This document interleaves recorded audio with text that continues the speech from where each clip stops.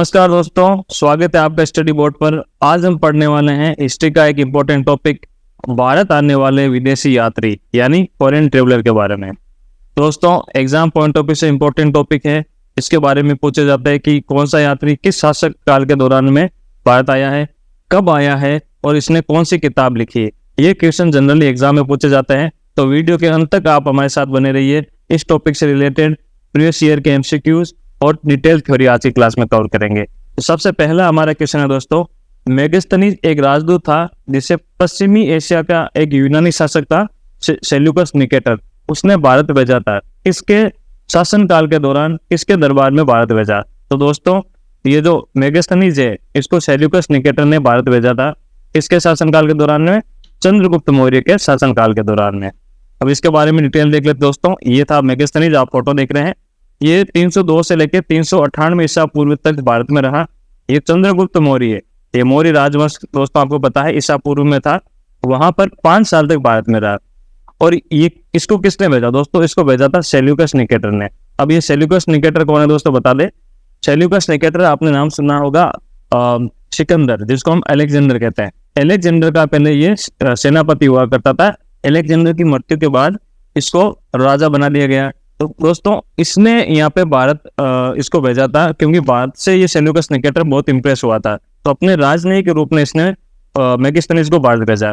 और दोस्तों, आपको एक और बात बता दें, हिस्ट्री के अंदर आपने पढ़ा होगा, सेल्यूकस निकेटर ने अपनी बेटी हेलेना की शादी चंद्रगुप्त मौर्य से करवाई थी। तो यहाँ पे काफी चीजों का आदान प्रदान हो रहा था। ठीक है, तो मेगास्थनीज एक यूनानी इतिहासकार था जो लगभग 298 ईसा पूर्व में भारत आया था। और यहाँ पे आकर इसने एक बहुत इंपॉर्टेंट काम किया, एक किताब लिखी जिसका नाम था इंडिका।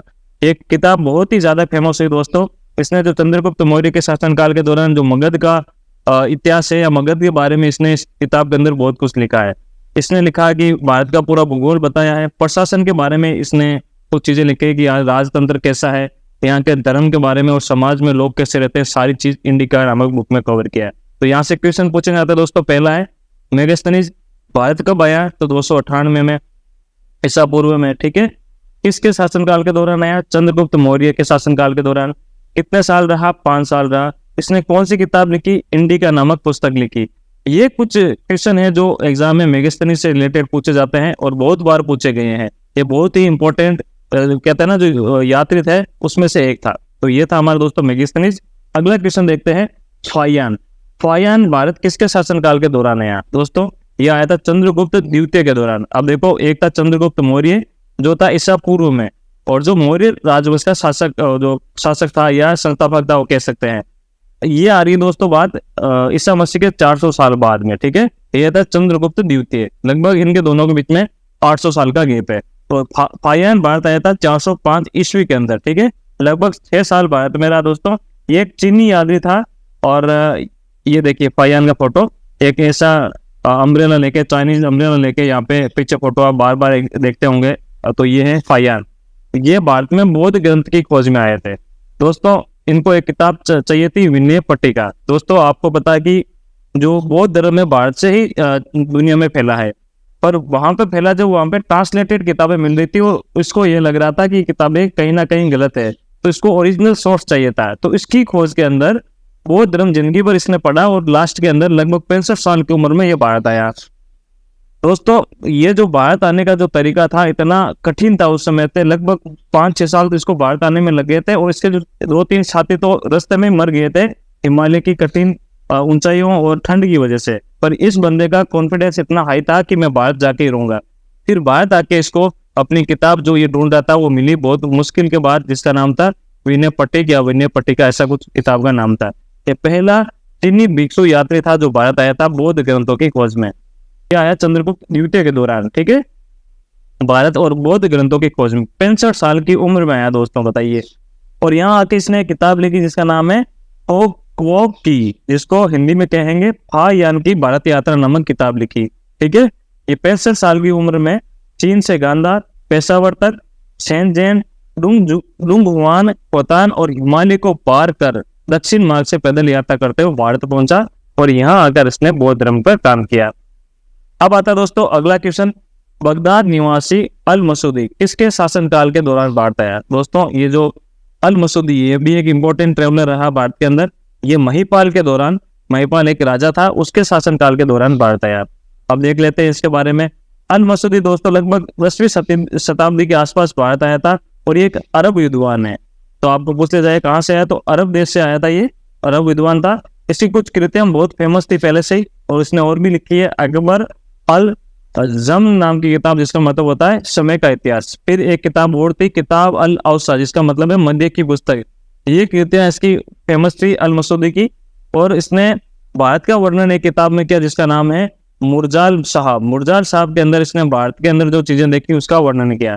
और इस पुस्तक के अंदर इसने लिखा भारत की राजनीतिक व्यवस्था, भारत की आर्थिक व्यवस्था और भारत का जो धार्मिक ढांचा है, धार्मिक इतिहास है, उसके बारे में ये मुरजाल साहब नामक किताब में लिखी है।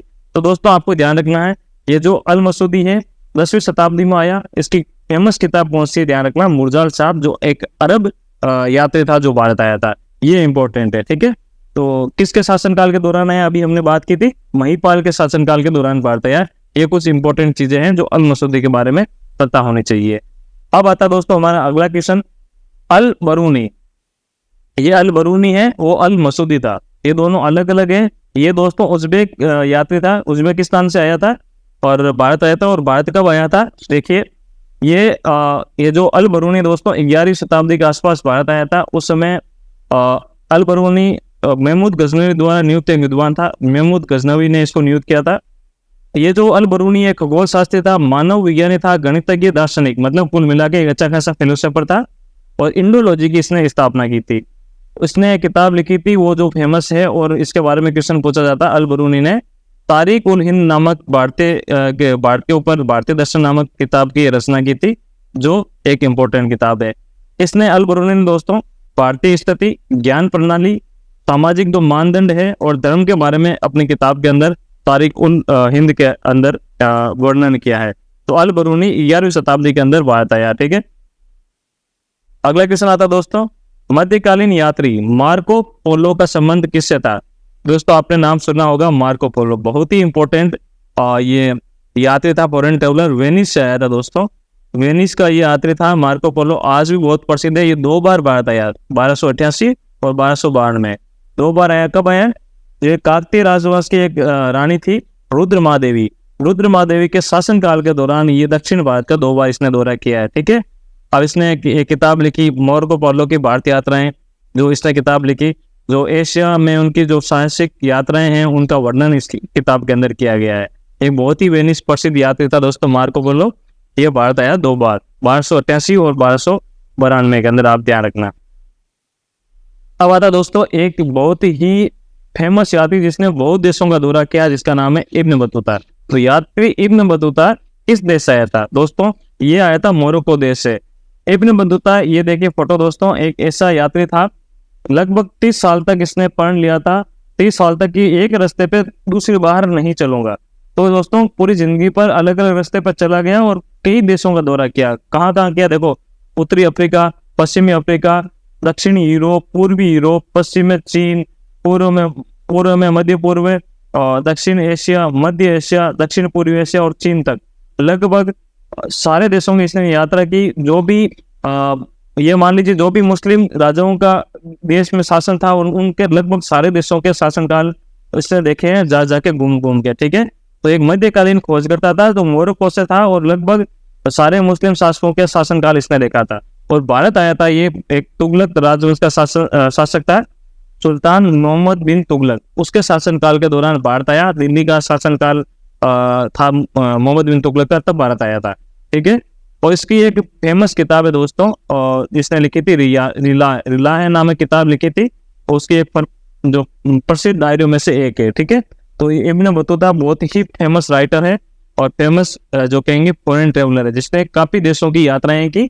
और मोहम्मद बिन तुगलक के दौरान भारत आया था 1333 से 1342 ईस्वी के अंदर, ठीक है। इसने काफी मुस्लिम देशों का भी यात्रा की थी, ये ध्यान रखें, इब्न बतूता था। अब आता है दोस्तों देवराय प्रथम। यहाँ पे 2 देवराय नाम से आएंगे, देवराय प्रथम और देवराय द्वितीय। दोनों के दौरान अलग अलग यात्री भारत आते हैं, तो ध्यान रखना। देवराय प्रथम के दौरान एक यात्री है जिसका नाम है निकोला कोंटी, बहुत ही फेमस यात्री था दोस्तों ये निकोला कोंटी। देवराय प्रथम के दौरान भारत आया था। और विजयनगर का दौरा किया। तो कौन सी ईस्वी के अंदर भारत आया, ये पूछा जाता है। तो दोस्तों देवराय प्रथम 1420 के अंदर ये भारत का दौरा किया था निकोला कोंटी ने। देवराय प्रथम था दोस्तों विजयनगर का राजा। अब देखते हैं निकोला कोंटी के बारे में। ये है दोस्तों निकोला कोंटी, 1420 ईस्वी में भारत आया था। ये भी वेनिस का था, वेनिस का खोज करता था, जिन्होंने भारत के पश्चिमी तट से एरी तक अंतर्देशीय विजयनगर की यात्रा की। मतलब पश्चिमी तट पे आके विजयनगर की पूरी यात्रा की। और इसने किताब भी लिखी जिसे बहुत फेमस है दोस्तों, जिसका नाम है हिस्टोरिया डे वेरिएटेट फॉर्च्यूने। ये किताब एग्जाम में काफी बार पूछी है कि निकोला कोंटी द्वारा लिखी गई किताब का नाम क्या है। इसका नाम है हिस्टोरिया डे वेरिएटेट फॉर्च्यूने। ये आप ध्यान रखना। इसने विजयनगर की भारत में यात्रा की थी और विजयनगर तुंगभद्रा से मद्रास जो मारियापुर जो आज वर्तमान में चेन्नई है वहां तक इसने यात्रा की। और ये पहला ज्ञात यात्री जिसने भारत के जो विजयनगर का शासनकाल है उसमें बताया था कि कैसे किलेबंदी होती है भारत के अंदर। शासकों की जो सेना है, सेना के अंदर हजारों पुरुष होते हैं, हजारों सैनिक होते हैं, एक पर्टिकुलर सेना का तरीका होता है, सारी चीजें इससे अपनी किताब के अंदर लिखा है। तो ये था निकोला कोंटी, 1420 में देवराय प्रथम के दौरान भारत आया था। अब अगला क्वेश्चन आता है दोस्तों, फारस का एक विदेशी यात्री जिसका नाम था अब्दुल रजाक, एक किसके शासनकाल के दौरान विजयनगर साम्राज्य का दौरा किया था। तो देवराय द्वितीय के दौरान दोस्तों ये आया था अब्दुल रजाक भारत के अंदर। ये फारस का एक विदेशी यात्री था जो भारत के अंदर आया। अभी हमने बात की निकोला कोंटी जो वेनिस का था, देवराय प्रथम के दौरान भारत आया था। और अब आता अब्दुल रजाक जो फारस का था और देवराय द्वितीय के दौरान विजयनगर में ही आया है। अब ये आया दोस्तों 1440 के दशक में, लगभग निकोला कोंटी के 20 साल बाद में। ठीक है, अब देखो यहाँ पे ये भारत आता है अपने देवराय द्वितीय के दौरान विजयनगर साम्राज्य का उसमें उल्लेख करता है। और लगभग 1440 के आसपास विजयनगर साम्राज्य का इसने पूरा दौरा किया है। और इसने दोस्तों जो विजयनगर साम्राज्य में एक जगह थी हम्पी के जो बाजार देखे इसने, इसकी अक्ल काम नहीं की कि इतनी अच्छी मार्केट कैसे हो सकती है, इतना अच्छा राजा का शासनकाल कैसे हो सकता है, इतने राजा के पास सोना वगैरह कैसे हो सकता है। यहाँ की वास्तुकला देखी, यहाँ की भव्यता के बारे में वर्णन किया। दोस्तों जब ये पहली बार आया तो राजा ने इसका अच्छा खासा स्वागत भी किया। थोड़े दिनों बाद इसको भेजा था दोस्तों, ये आपको बता दें, एक तैमूर का शासक था जिसका नाम था सम्राट शाहरुख ने अपना राजदूत बना के भारत भेजा था इसको। और किसके पास भेजा था, देवराय द्वितीय के पास। पर दोस्तों ये यहाँ आया था तो राजा ने इसका बहुत भव्य स्वागत किया। यहाँ पे इसको हर बार मुलाकात में कई जो सोने की अशरफियां देता था। और वहाँ की शासन व्यवस्था यहाँ का राजा देवराय द्वितीय जानता था और यहाँ की शासन जो व्यवस्था था उसके बारे में ये इसको बताता था। तो आदान प्रदान अच्छा खासा चल रहा था। बीच में बात ये भी चली कि ये भेजा हुआ राजदूत नहीं है, तो इसको वापस यहाँ से भेज दिया गया था। फिर इसने वहां से आधिकारिक मोहर लगा के शाहरुख जो सम्राट तैमूर सम्राट था शाहरुख, वहां से मोहर लगा के फिर भारत में आया। और फिर इन दोनों देशों के बीच में अच्छी खासी जो साम्राज्य के बीच में राज व्यवस्थाओं के बारे में आदान प्रदान हुआ। तो ये था अब्दुल रजाक जो देवराय द्वितीय के दौरान भारत आया था, जो तैमूरी शासक शाहरुख ने भारत भेजा था। तो इनके बीच में काफी चीजों का आदान प्रदान हुआ और काफी जो कहते हैं व्यापार का भी आदान प्रदान हुआ। तो ये विजयनगर साम्राज्य के दौरान भारत आया है और देवराय द्वितीय के दौरान आया था अब्दुल रजाक। इसने हम्पी के बारे में काफी कुछ लिखा अपने चीजों में, अपनी किताबों में। अब आता दोस्तों वास्को डिगामा भारत कब आया था। तो दोस्तों वास्को डिगामा भारत आया था ये देखिए 1498 के अंदर। 1498 के अंदर पहली बार भारत आया वास्को डिगामा। 2 बार यात्रा की, 1502 में फिर आया था। वास्को डिगामा जब भारत आया था तो सबसे इंपॉर्टेंट चीज आती है दोस्तों, ये कौन सा जहाज लेके आया, ये एग्जाम में पूछा जाता है। तो वास्को डिगामा साओ गैब्रियल लेके एक नामक जहाज लेके भारत आया था। बहुत ज्यादा फेमस यात्री था दोस्तों। जो भी भारत के अंदर फेमस यात्री आते हैं उसमें से सबसे ज्यादा प्रसिद्धि वास्को डिगामा को मिली है। तो वास्को डिगामा जब भारत आया था दोस्तों, साओ गैब्रियल नामक जहाज लेके आया था। ये पुर्तगाली यात्री था, ठीक है, जो एक पहला यूरोपीय नागरिक भी कहेंगे जो भारत आया था। ठीक है, ये कालीकट के राजा जामोरियन के दरबार में पुर्तगाल के राजदूत के रूप में यहाँ पे इसका स्वागत किया गया। तो कालीकट के राजा जामोरियन के दरबार में ये पहुंचा 1498 में। उसका अभियान अफ्रीका के कई पड़ावों के बाद 1498 में भारत का कालीकट बंदरगाह जो कलकत्ता के आसपास रहता दोस्तों, वहां पर आया था। और बाद में दोस्तों ये दूसरी बार जब आया था भारत में तो भारत के गोवा के अंदर आया। गोवा के अंदर दोस्तों आपको पता पुर्तगाली सरकार चल रही थी। तो पुर्तगाली सरकार में भ्रष्टाचार हो रखा था, तो भ्रष्टाचार मिटाने के लिए पुर्तगाली सरकार में इसको यहाँ पे पोस्ट दी गई और भ्रष्टाचार को निपटने के लिए इसने काफी पुर्तगाली सरकार जो गोवा में थी वहां पे काम किया। तो ये था दोस्तों वास्को डी गामा। लगभग 16वीं शताब्दी की शुरुआत और 15वीं शताब्दी के अंत में भारत आया था और साओ गैब्रियल नामक जहाज लेके आया था। ठीक है, ये ध्यान रखना है, पुर्तगाली यात्री था और पहला यूरोपीय यात्री कहा जा सकता है। तो ये था वास्को डी गामा। अगला क्वेश्चन देखते हैं दोस्तों। ईस्ट इंडिया कंपनी ने 1608 में कैप्टन विलियम हॉकिंस को सम्राट के दरबार में एक कारखाना खोलने के लिए अनुमति के लिए भेजा। तो किस सम्राट के शासनकाल के दरबार के अंदर आया दोस्तों ये आया था जहांगीर के दरबार के अंदर आया था कैप्टन विलियम हॉकिंस। कब आया था? 1608 में। किसने भेजा? ईस्ट इंडिया कंपनी ने भेजा। तो आप ध्यान रखना, विलियम हॉकिंस को 1608 में ईस्ट इंडिया कंपनी में सूरत में कारखाना खोलने के लिए जहांगीर के दरबार में भेजा। ये 3-4 क्वेश्चन एक ही लाइन में हो गए। तो वापस देख लें, विलियम हॉकिंस ब्रिटेन से आया था, ईस्ट इंडिया कंपनी से आया था, 1608 ईस्वी में आया था। इसका पर्पस था सूरत में कारखाना खोलना। तो सूरत में कारखाना खोलने के लिए यहाँ पे राजा की अनुमति चाहिए थी। तो किस राजा के दरबार में गया? जहांगीर के दरबार में। तो अब देखते हैं विलियम हॉकिंस के बारे में डिटेल में। ये 1608 से 1611 तक भारत में रहा था। ये ब्रिटेन के राजा जो ईस्ट इंडिया कंपनी के मालिक हुआ करते थे, राजा जेम्स प्रथम ने हॉकिंस को जो भारत के सम्राट जहांगीर के जो मुगल सम्राट थे उसके दरबार में भेजा। ये 1607 में ईस्ट इंडिया कंपनी के एक जहाज लेके शुरू हुआ जिसका नाम था हेक्टर नामक जहाज लेके ये सूरत पहुंचा दोस्तों। ठीक है, सूरत पहुंचा हेक्टर नामक जहाज लेके। अब देखो जहाज का नाम भी इंपॉर्टेंट है, अभी मैंने पहले ही बताया था वास्को डी गामा के जहाज का नाम, और यहाँ पर विलियम हॉकिंस के जहाज का भी नाम इंपॉर्टेंट है। कौन सा जहाज है? हेक्टर जहाज। अभी दोस्तों 1608 से 11 तक भारत में रहा और भारत के इतिहास का, उस समय के इतिहास का वर्णन इसने लिखा है, अध्ययन किया है। उसके बाद दोस्तों 1615 ईस्वी के आसपास जहांगीर भारत में ईस्ट इंडिया कंपनी को सूरत में अपनी पहली व्यापारिक कोठी या फैक्ट्री देने की अनुमति का फरमान जारी कर देता है और यहाँ से अच्छी खासी तरीके से भारत में ये ब्रिटिश आ जाते हैं। तो दोस्तों यहाँ पर देखो, ये जो विलियम हॉकिंस था ये तुर्की भाषा का अच्छा जानकार था, और जो दोस्तों ये जो जहांगीर था, जहांगीर भी कुछ ना कुछ उर्दू ये जो तुर्की भाषा जानता था दोस्तों। तुर्की भाषा जानने का कारण था जो बाबर था, इसका जो फोर फादर था, इसके दादा परदादा हुआ करता था बाबर, उसकी मातृभाषा था तुर्की, तो इसकी भाषा के अंदर थोड़ा बहुत तुर्की लहजा था। तो आपस में इनकी दोनों की अच्छी बनी और अच्छी तरीके से बात हो पाई। तो यहाँ पे विलियम हॉकिंस भारत आके अपने जो राजा था जो यहाँ का जहांगीर, उसको अच्छी खासी तरीके से इसको एग्री करवाया और यहाँ पे सूरत के अंदर फैक्ट्री खोल ली और यहाँ पे ईस्ट इंडिया कंपनी भारत में आने की शुरुआत हो जाती है। अब आता है दोस्तों और कुछ इंपॉर्टेंट भारत के आने वाले विदेशी यात्री जो एग्जाम में पूछे जाते हैं, इनके नाम देख लेते हैं, इनके बारे में कुछ और चीजें देख लेते हैं। एक यात्री आया था दोस्तों ई सिंह, ये 671 से लेकर 695 ईस्वी तक यहाँ पे वर्णन मिलता है।